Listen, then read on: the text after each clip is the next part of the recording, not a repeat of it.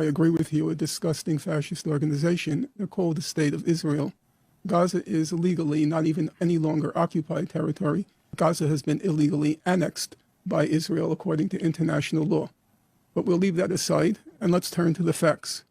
Now, there seems to be an objection to my describing what's happening in Gaza as a concentration camp. Yes.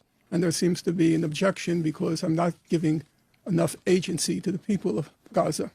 So let's look at the facts, because as facts as the British adage goes, facts are stubborn things. So let's look at the basic facts. Number one, what is Gaza? Gaza is 25 miles long, less than the length of a marathon, and Gaza is 5 miles wide. That is the distance from where we are now on West 4th Street, NYU, to Columbia University, 116th Street. So if you imagine a marathon by the distance from here to Columbia University, that's Gaza. Gaza is among the most densely populated places on God's earth. It's more populated than Tokyo. The population of Gaza is 2.3 million people. Of those 2.3 million people, 70% are refugees or descendants of refugees. That is Palestinians who were expelled from Israel in 1948. Approximately 290,000 ended up in Gaza. And so those refugees, their children and their grandchildren. Gaza, a fact that should be of interest and concern to your listeners, Gaza is over half children. In the past 3 weeks, Israel has killed about 3,500 children in Gaza. That's more children have been killed in Gaza than all the war zones in the world combined for the years 2020, 2021, and 2022. So now let's get to the question of agency.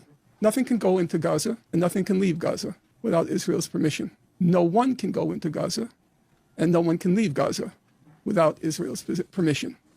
Israel controls the water, the surrounding water.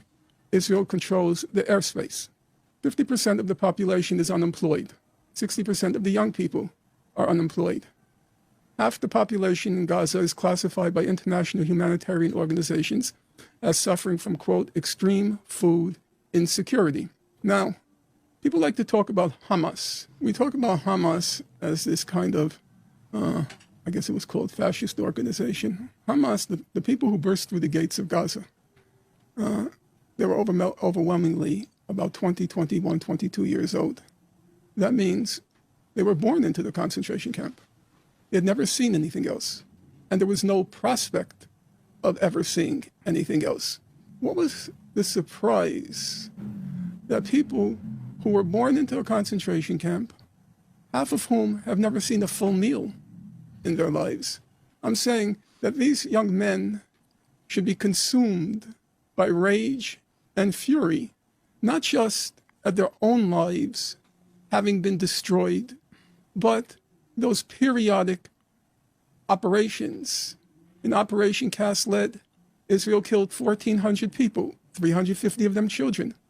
Operation Protective Edge, Israel killed 2,200 people, 550 of them children. And then you can go through the house demolitions and so forth.